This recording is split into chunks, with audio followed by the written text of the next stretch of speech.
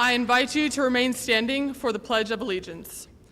I pledge allegiance to the flag of the United States of America and to the republic for which it stands, one nation, under God, indivisible, with liberty and justice for all.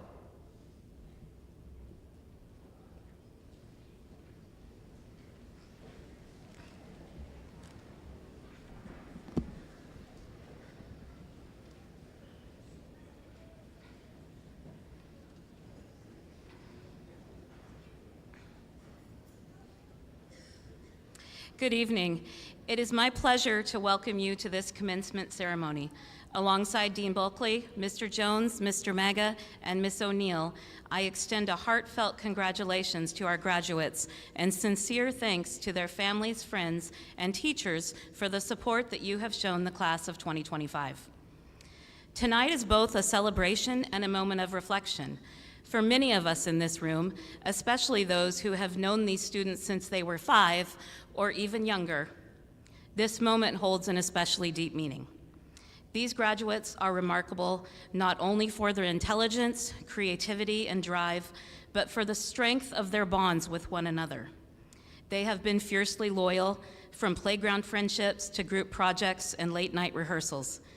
Even as their interests and circles evolved, they remained connected, always showing up for one another. As I look out at this class, I'm reminded that the strength of a community isn't measured by how long you've been here, but by how deeply you've connected and contributed. Still, there's something powerful in honoring the path each of you took to reach this moment. If you've been a Burris Owl since kindergarten, please stand and remain standing.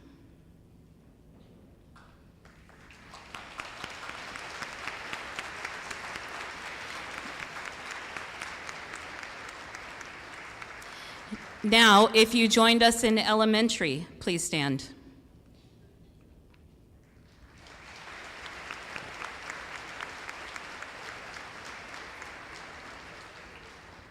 If you became part of our community in middle school, please stand.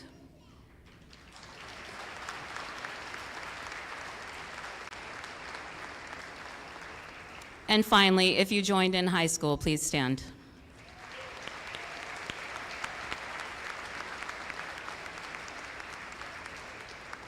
Whether you've been here for 13 years or just a few, your presence has shaped this place. And tonight, together, you cross this stage as one class, one Burris family. You may be seated. In a world that often measures success by speed and outcome, what I've always admired about this class is your ability to stay rooted in who you are.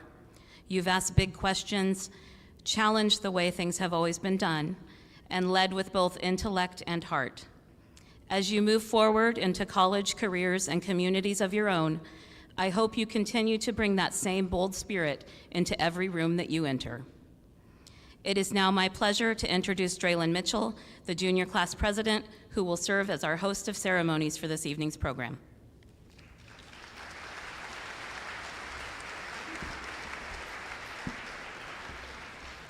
Thank you, Dr. Comber, for tonight's welcome. It is an honor to be here tonight as the host of ceremonies. Our first student speech for the night will be Charlie Isaacs with his address, Building Your Community.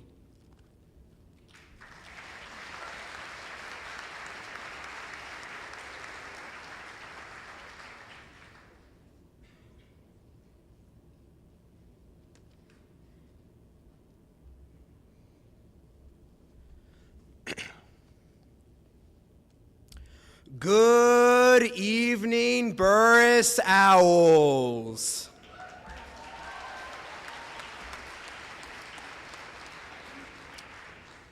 My name is Charlie Isaacs, and if you don't know, that intro was a reference to me doing the morning announcements every day since freshman year. See, I've been here at Burris for 13 years now, and some of you may know me from the announcements or sports, broadcasting, the various clubs I'm a part of, or maybe simply because I attend the same school as you or your kid. But everyone in this class knows each other for the exact same reason. It's that small, tight-knit aspect that forces you to know everybody else from something. Even if it's that one math class where you spent more time messing with Marshall than actually paying attention, You have a sense that you know everybody here, at least a little. And that's where this class's sense of community comes in, that sense of knowing everybody around you. In the last 2 years, I have made an intentional effort to build up this sense of community here at Burris. I've organized events, led volleyball chants, been team captain, and I love it. Bringing people together to give them a space to enjoy themselves and have fun. I know many of you are in a similar boat, and on behalf of all of us, let me tell you, it's hard. Because to intentionally build community, first, you have to show up. You have to carve that time out of your schedule and force yourself to go somewhere. Then you have to start enjoying it, laughing and joking with the people around you. And once you keep showing up and keep enjoying it, you have to start caring. And caring is not a passive choice, it is an active one. You have to build others up, organize events, and connect to every person in your community. And this may sound hard because it is.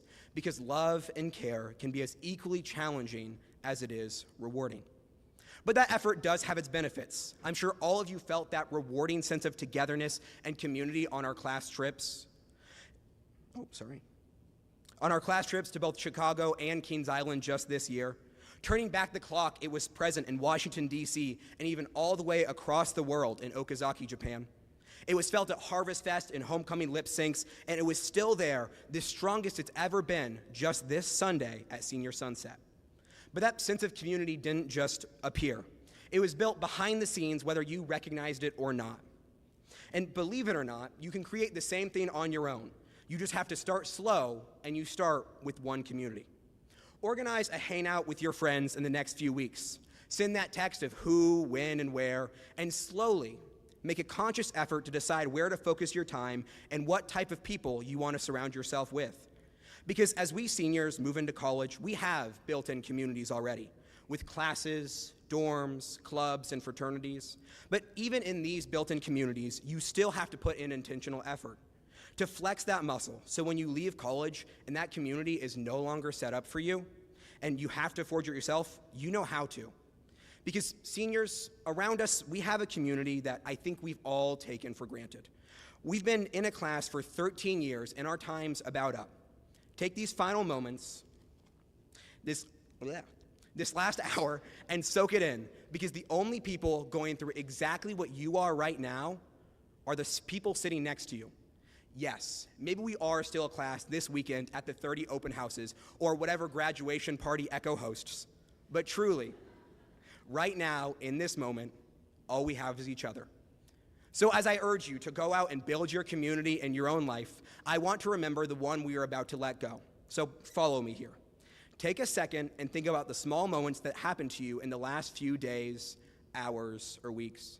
Because in 20 years, you will remember winning sectionals, or that car crash, or late night fast food, and the breakups in prom. But you won't remember what made you laugh so hard just yesterday. Why leaving here might be so bittersweet.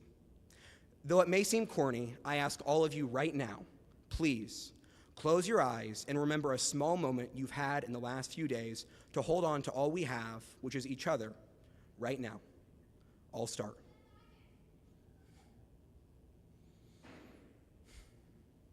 Thank you.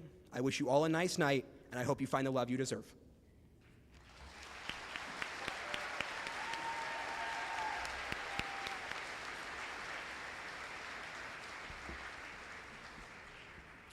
Our first performance of the night is Wide Open Spaces, performed by Judah Branham and Stella Davis.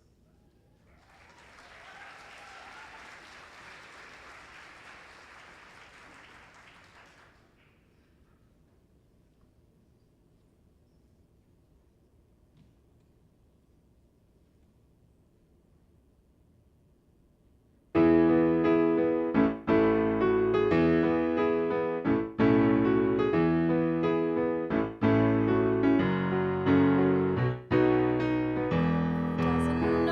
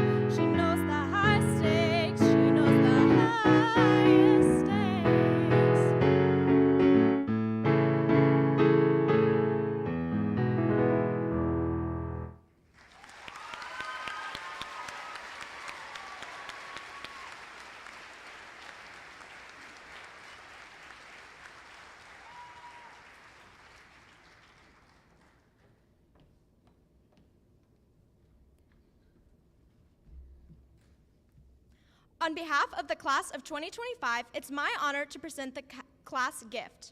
We are gifting our remaining class account balance to the class of 2026. As the current president and representative of the class of 2026, I officially accept this gracious gift. Thank you.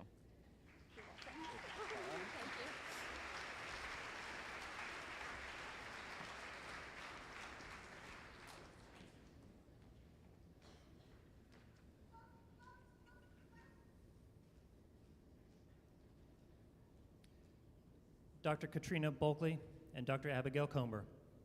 As Assistant Principal of Burris Laboratory School, I am recommending for graduation the following students who have met all the requirements set forth by the state of Indiana.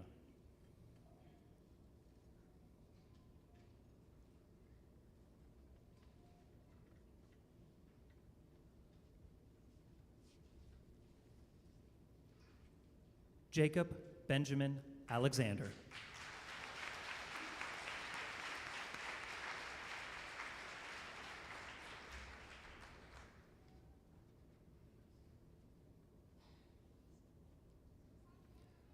Elijah John Lee Allen.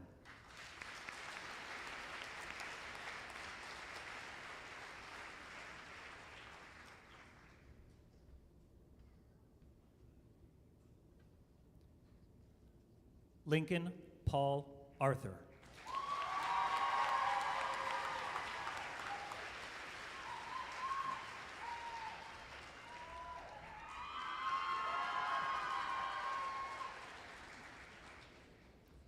Ethan Michael Barndollar.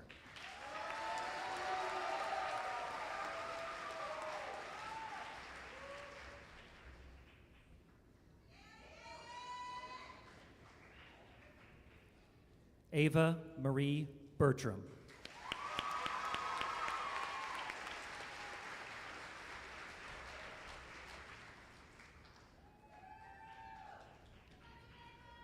Nicholas Cardislaris Bollinger.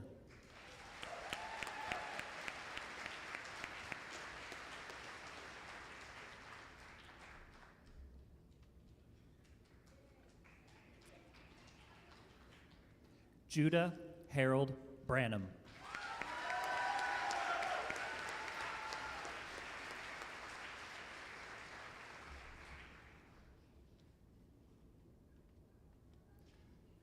Josephine Marie Burton.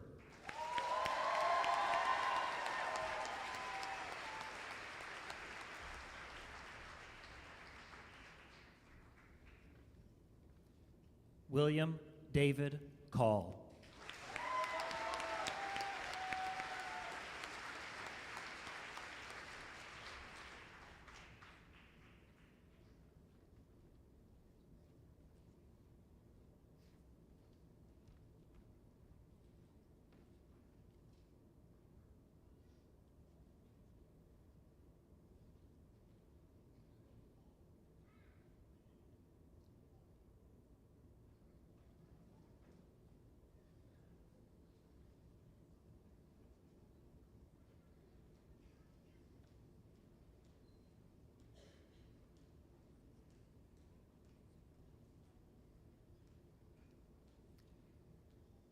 Isabella Madison Comber.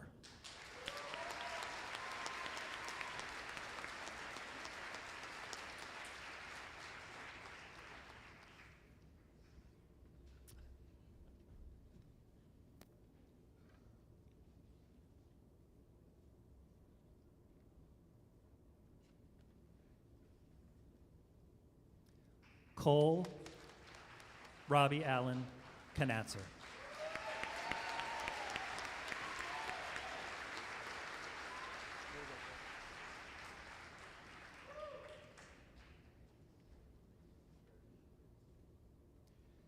Beatrice Violet Cooper.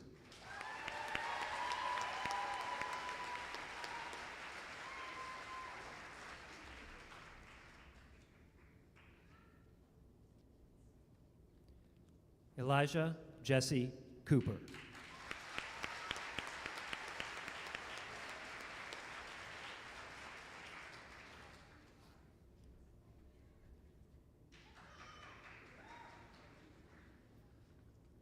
Aubrey Rose Couch.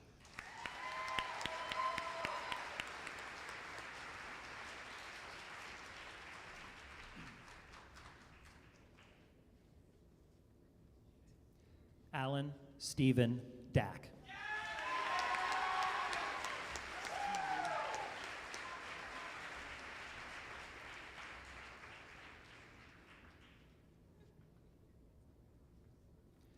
Estella Joe Davis.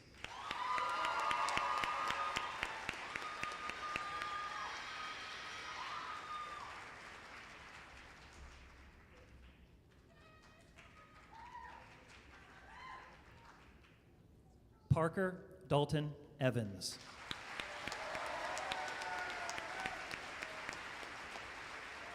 Attaboy, Park.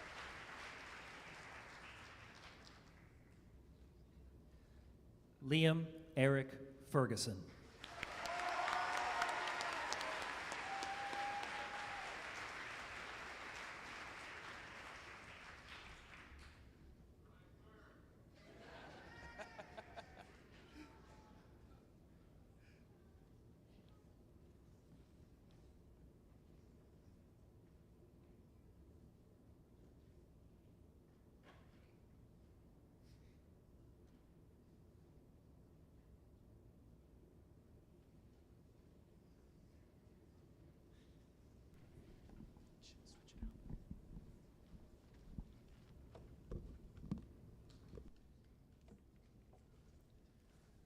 McKenna Noel Fivecoats.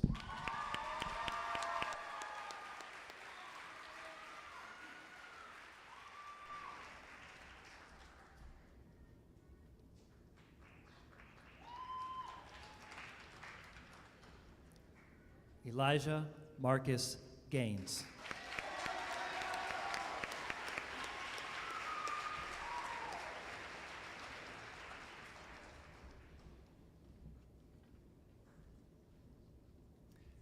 Matthew Joseph Gatus.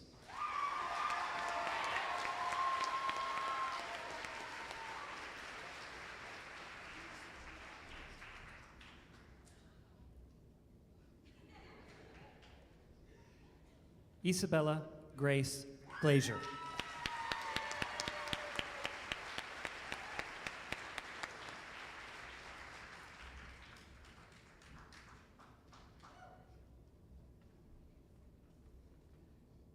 Zena Kareen Glowacki.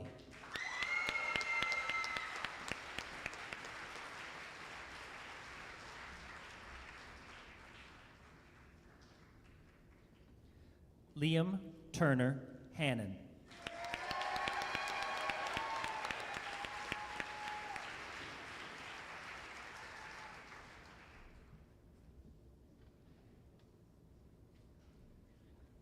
Lily Claire Howell.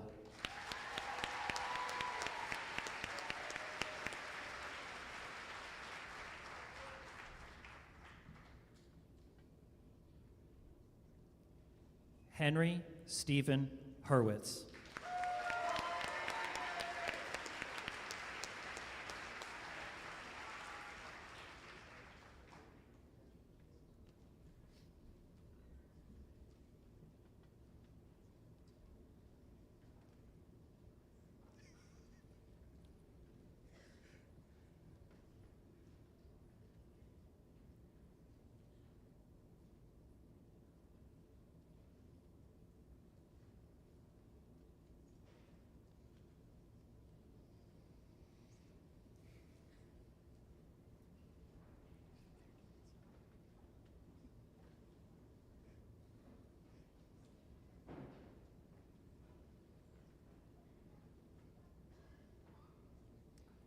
Charles Mitchell Isaacs.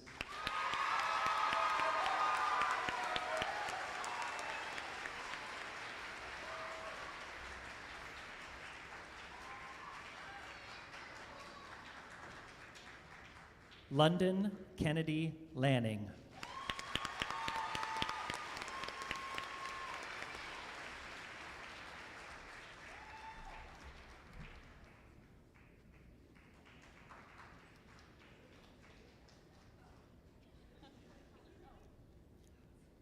Laura Mapelli.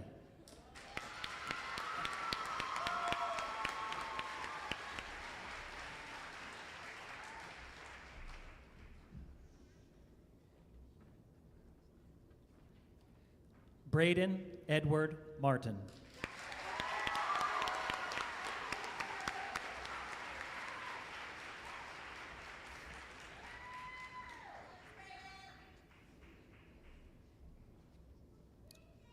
Trayson Nathaniel Scott Matters.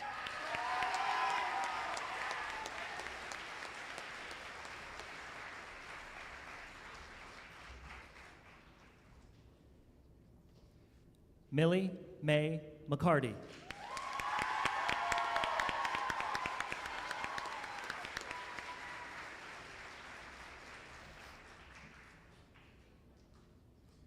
Spencer Reed McKinney.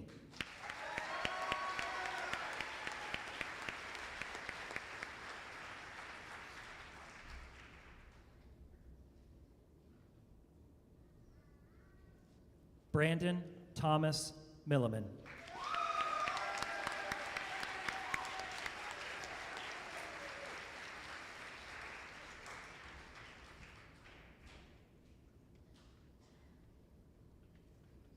Ashley Marie Miller.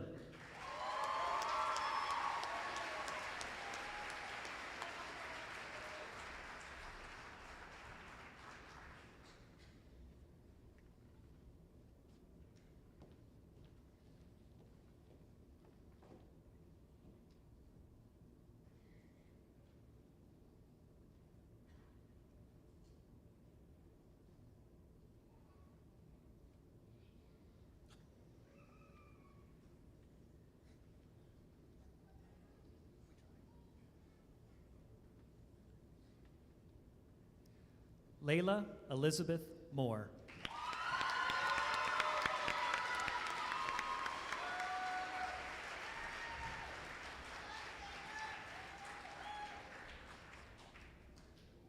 Dominic Christian Moskaliev.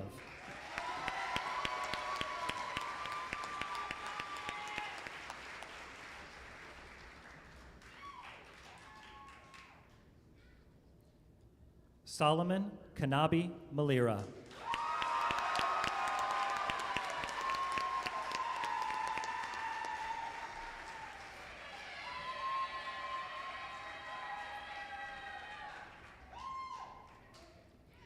Grace Elizabeth Murray.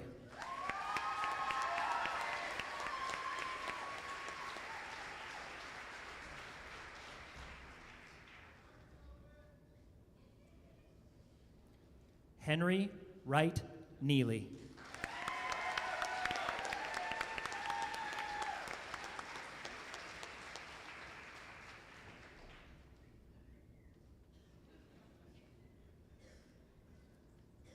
Lillian Bruno Pichon.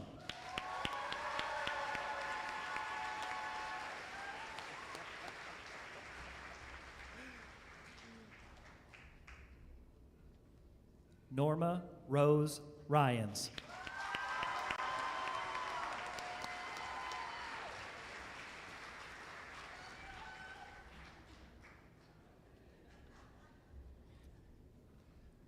Andrew Eric Samuelson.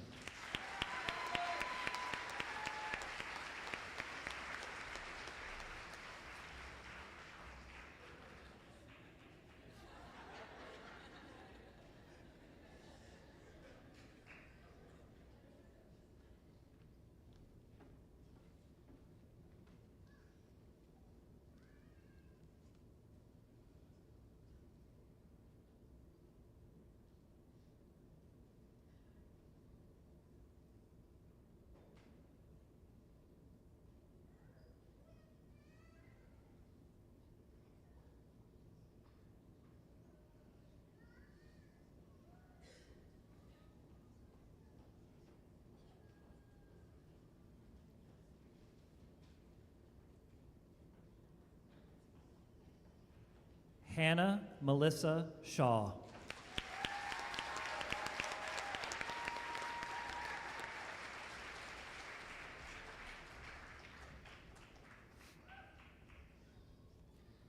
Madeline Grace Southwick Vors.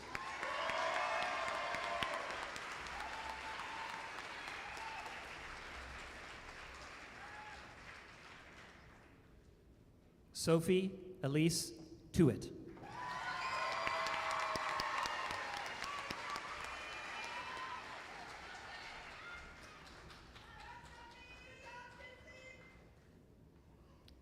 Charles Anthony Vaught.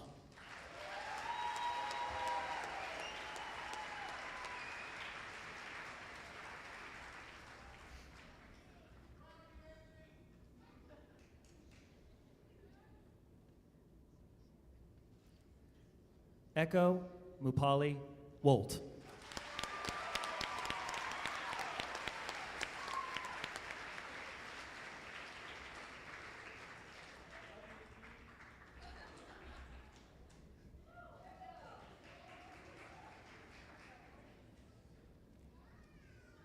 Jameson Rose Zabel.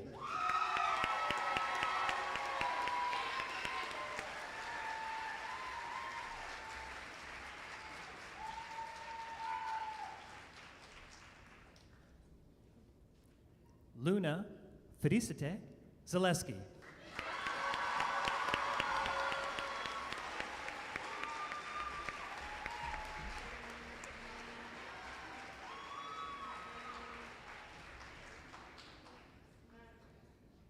Samira Paige Zeller.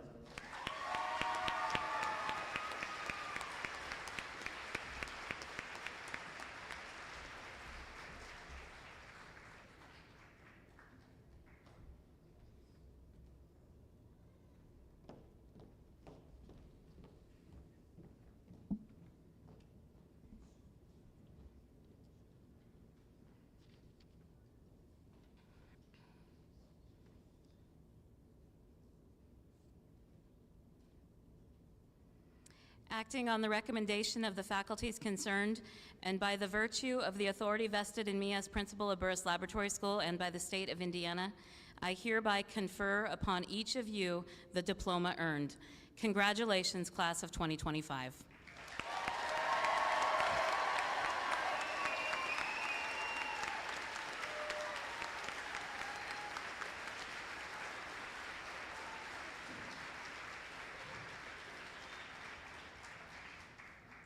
It is now my pleasure to introduce Corby Robertson, who was selected by our graduates to offer the faculty commencement address.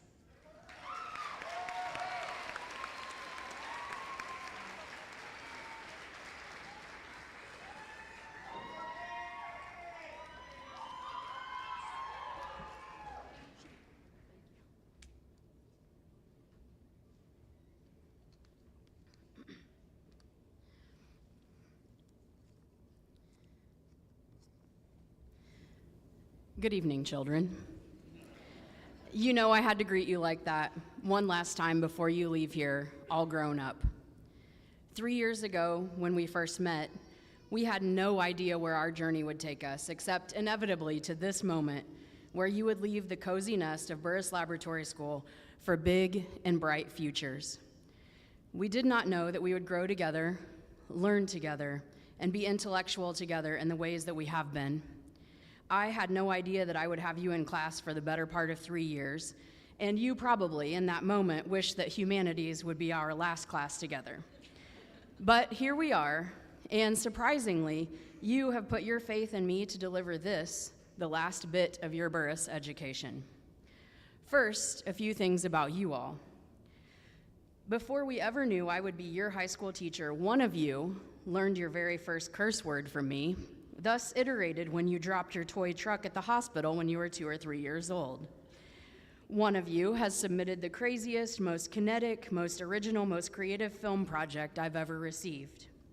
One of you has argued with me about the use of the word utilize, about which you are still wrong. One of you, rather than walking around the desks to get to your seat, uses a chair, a desk, and another chair as your personal stairwell. One of you is the only person to have shared a classroom space with me for the entirety of your last 3 years of high school. And for your presence in my room, I feel especially grateful. One of you has been a fabulous philosophical and theological conversationalist, challenging me in ways that some of my adult peers do not. One of you will give me my fresh cheetah print hairdo before school starts next fall. Several of you wrote such beautiful, creative writing essays and poems, and then you were nervous to read them in front of people, but you did it anyway, and we are all better for it. Many of you have visited my room to tell me how well your shadowing or internship experiences went. I had no doubt that you would be amazing, and you were. Many of you have invited me to events that you have been a part of, and I loved watching you do things that made you glow in a way that sitting in our classroom together did not. Several of you helped build a house for Habitat for Humanity during May term. Many of you regularly volunteer in our community, making this small corner of our world a better place. Many of you have thrived despite your circumstances or in the face of great adversity, some of which we may never know about.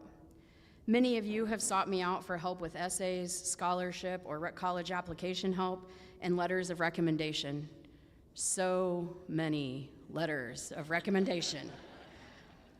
I could go on all night with all the cool things that each of you has brought into my life, by which I've been truly blessed, but the convention of the graduation address requires that I give some sort of sage advice that will make you better humans. I mean, you're already fabulous, but we can all always do better. What I'm about to say, you have heard from me before, so I'm nothing if not consistent. When my brother graduated from college in May of 2002, I was excited to find in the program the name of a woman whose work I knew well, Sister Helen Prejean, a sister in the Congregation of St. Joseph. You, or maybe just your parents, may know who she is when I tell you that Susan Sarandon played her in a movie called Dead Man Walking, which was about Prejean's tireless work with death row inmates. While I do not remember Prejean's exact words at my brother's commencement, I do remember my favorite thing I've ever heard her say. Every human being is worth more than the worst thing they've ever done. And I've taken her example to heart and worked hard to live by it, giving each of you a clean slate every single day when you've walked into my classroom. We are all worth more than our worst choice. And so what I want to talk about tonight is how to make your fellow humans understand that you value them, even at their worst and absolutely at their best. We need to do 3 things in this wild and precious life to be successful. Lead with love, listen to learn, and let it be. Do not think for a minute that I'm smart enough to have come up with these things on my own. I believe in being guided by the wisdom of the generations. Though I did come up with that clever alliterative mnemonic device, I did get an A in homiletics at seminary. By outlining the 3 L's, I want to give you insight into how some of my favorite thinkers have shaped me. And no, I'm not going to discuss Dostoevsky's Notes from the Underground. We could apply that text here, but since you already suffered through that last year, I'll refrain just for tonight. Before I continue, I want to make an aside here. If I have ever made one of you feel like I was not practicing these things that I'm about to talk about, please make some time to talk to me about it. I welcome feedback because I really do desire to live this life in the way I'm going to explain. First, lead with love, or just love if that's easier to remember.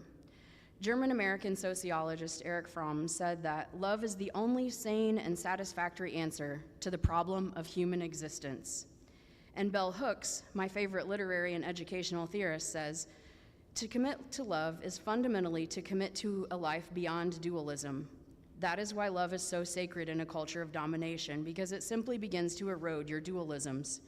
Dualisms of black and white, male and female, right and wrong. Love gives us a supernatural power to look past what makes us different and allows us to see what is the same. We identify what is in that other person that is like us, not what we can use against them, not what they can use against us, not what separates us, but what binds us together.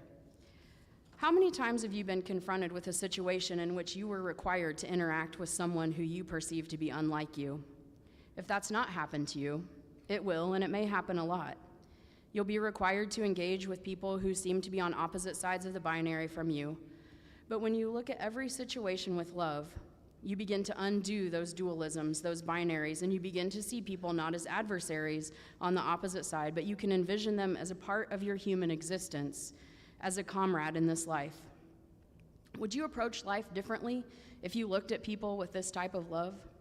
Would you see friends where you previously saw foes?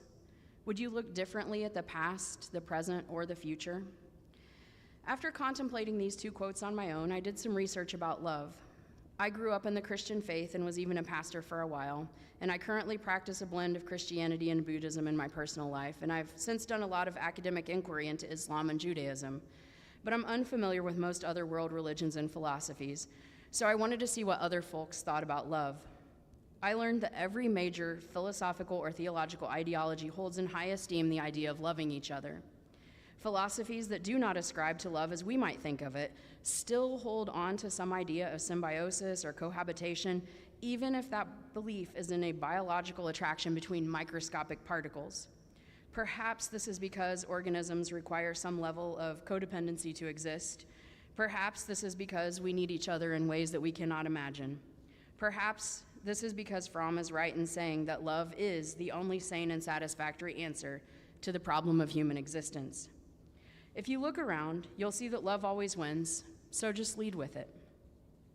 Second, listen to learn, or just listen. Most of you will recall that I really have only one rule in my classroom, and that is not to talk while someone else is talking. And that rule's offshoot is listen to learn, not to respond. During an impact unit this year, I was made aware of a lawyer named Brian Stevenson, the founder and executive director of the Equal Justice Initiative. We watched his TED Talk, and in it he tells this story. I had the great privilege when I was a young lawyer of meeting Rosa Parks, and Ms. Parks used to come back to Montgomery every now and then, and she would get together with two of her dearest friends, these older women, Johnny Carr, who was the organizer of the Montgomery bus boycott, amazing African-American woman, and Virginia Durr, a white woman whose husband, Clifford Durr, represented Dr. King. And these women would get together and just talk. And every now and then, Ms. Carr would call me and she'd say, "Brian, Ms. Parks is coming into town. We're gonna get together and talk. Do you wanna come over and listen?" And I'd say, "Yes, ma'am, I do." And she'd say, "Well, what are you gonna do when you get here?" I said, "I'm gonna listen." And I'd go over there and I would just listen. It would be so energizing and so empowering.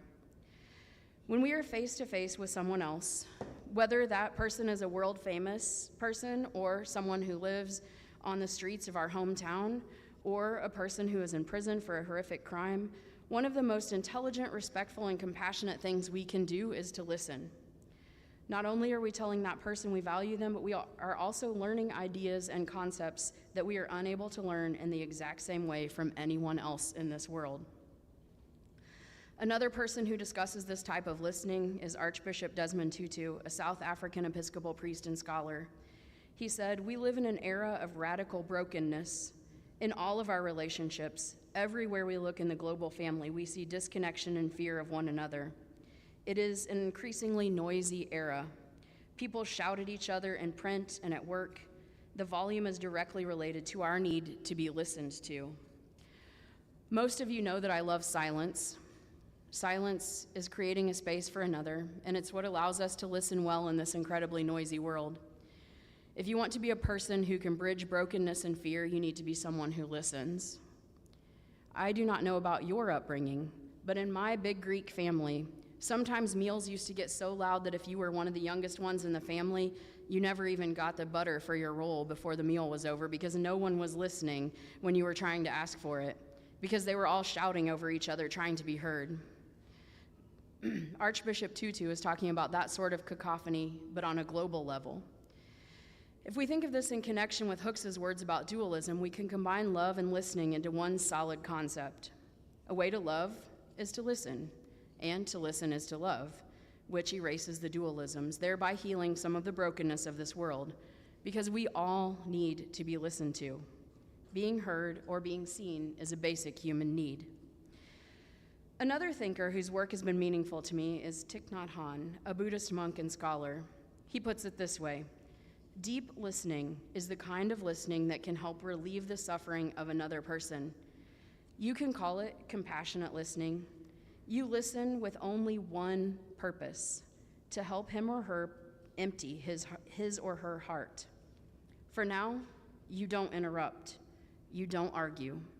1 hour like that can bring transformation and healing. If you can, think of it this way. Leading with love allows you to listen in a way that radically transforms another person's life. You can relieve the suffering of another simply by listening. And if you are paying attention, you can also learn from this act of listening. Notice Han says, you don't interrupt. Give the other person your silence. You simply listen and learn and love. Third, let it be, or just let. One of my favorite songs is Let It Be by the Beatles, and I want to share my favorite part of that song with you.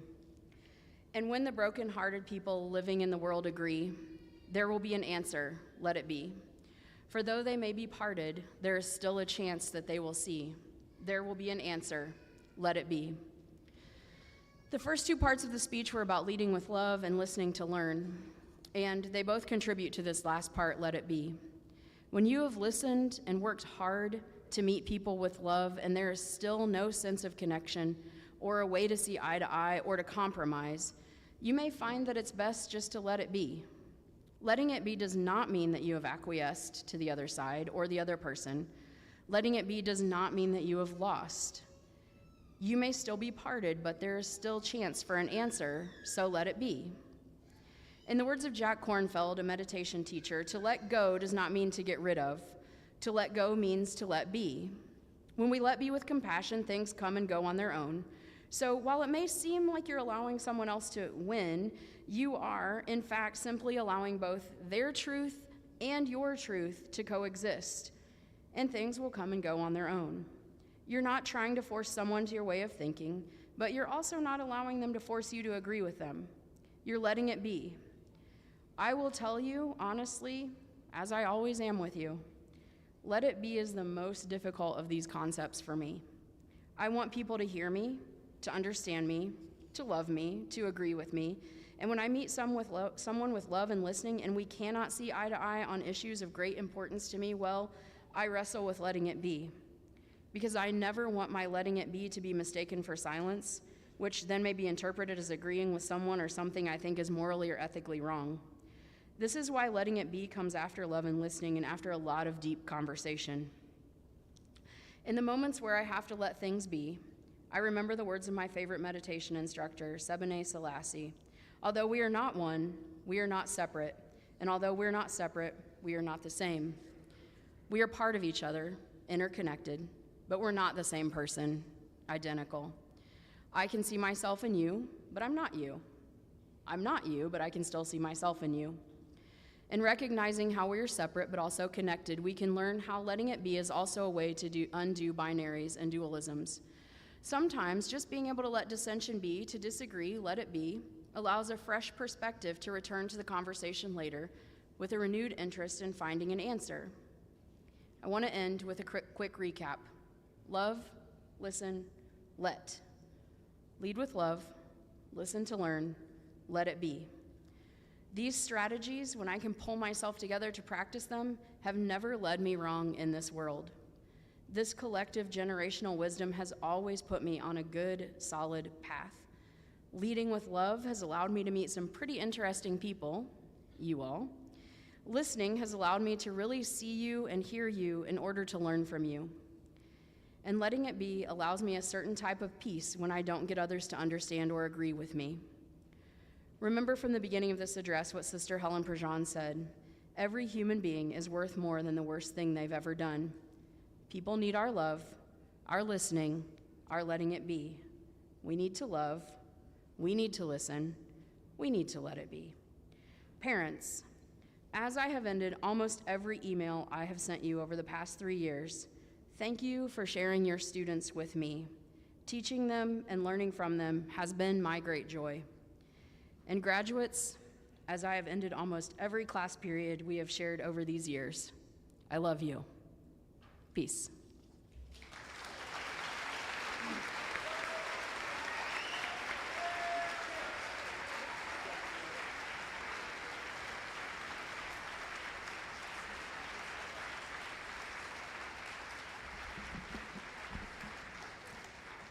Thank you, Corby. Our next performance of the night is Sophie Tuitt, dancing to Bittersweet.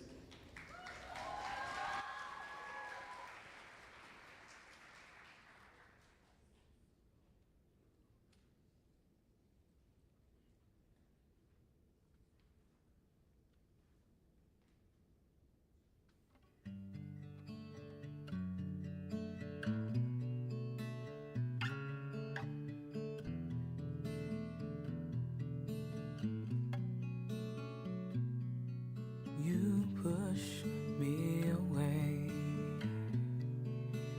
bitterly.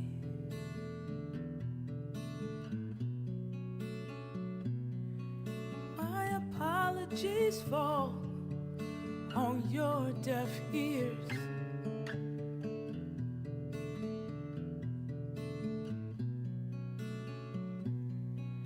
You curse my name bitterly.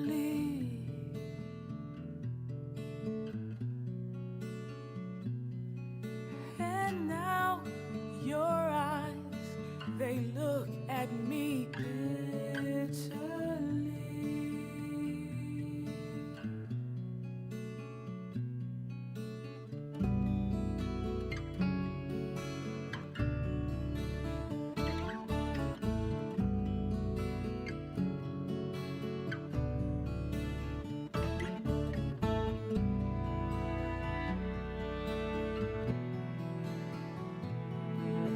I stand ashamed amidst my foolish pride. 'Cause for us, there'll be no more. For us, there'll be no more.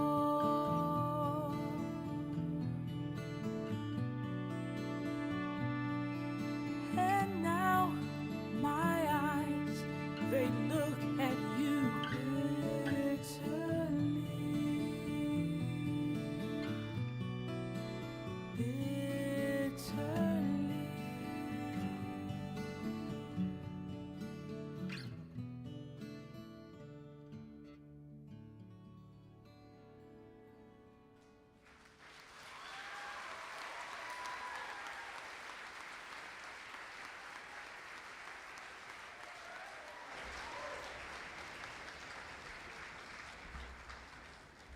I would now like to introduce Abe Arthur, who will be performing We're Going to Be Friends.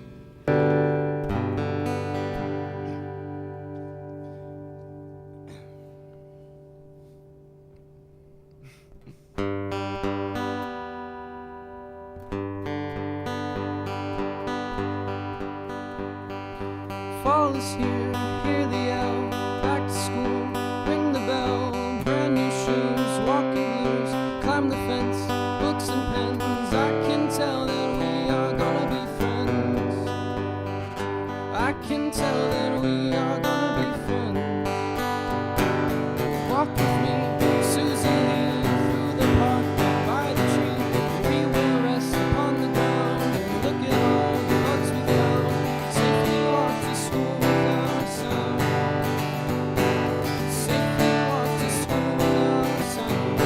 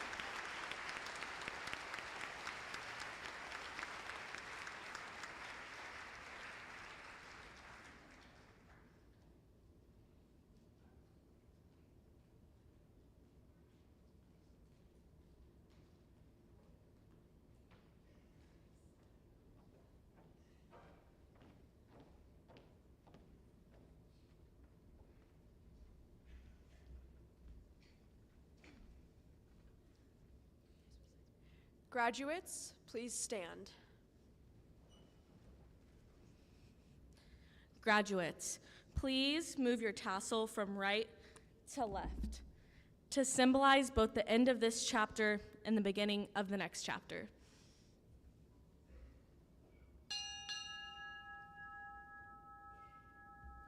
Please be seated.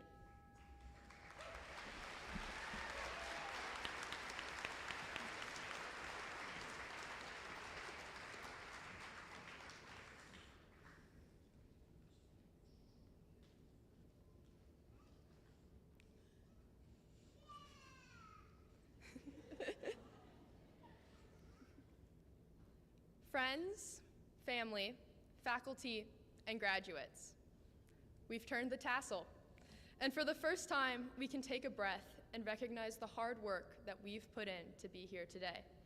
The hours spent studying for tests, practicing for sports, working on all of our individual activities and interests, and the memories we've made with our friends over the years have come to an end. As we look back on these past years, it's important for us to recognize all those who have helped us become the people we are today. There have been many special people in my life who have helped push me to be the best version of myself.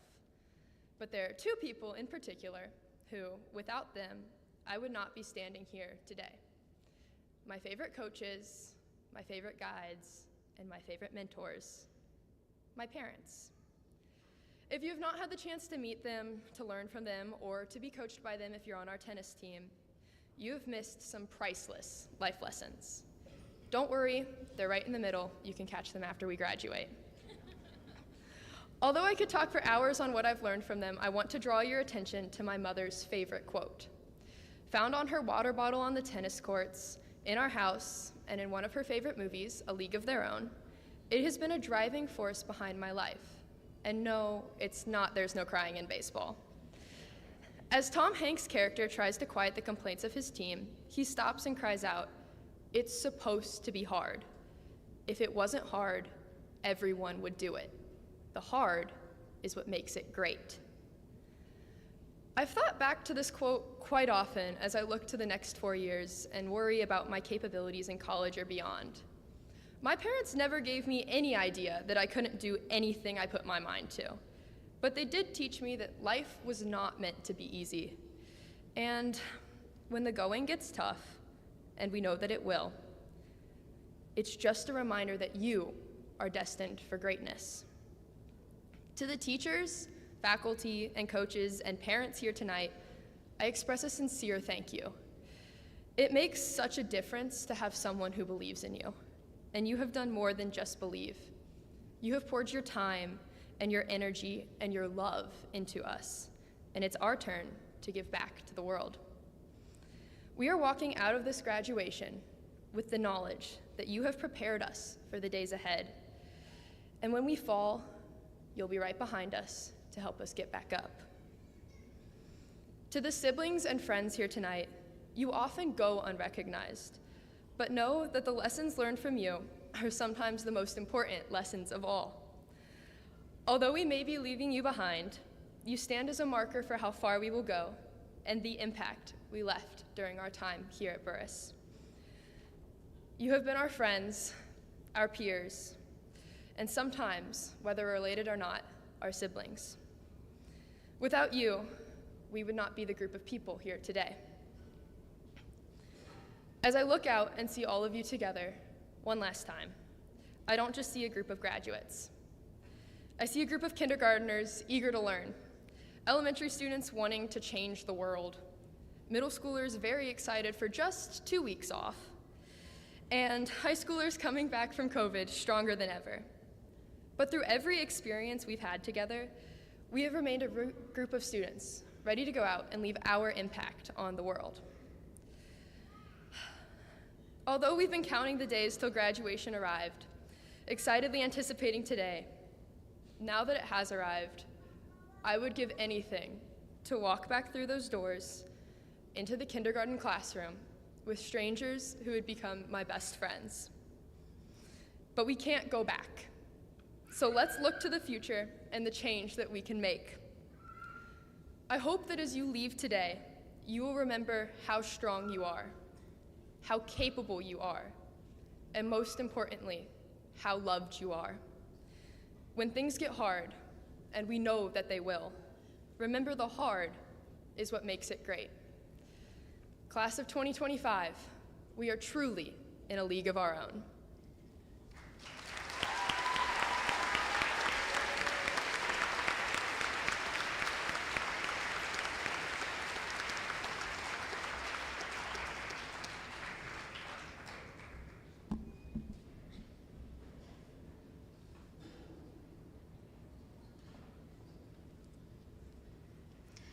This concludes our commencement ceremony. Congratulations, class of 2025.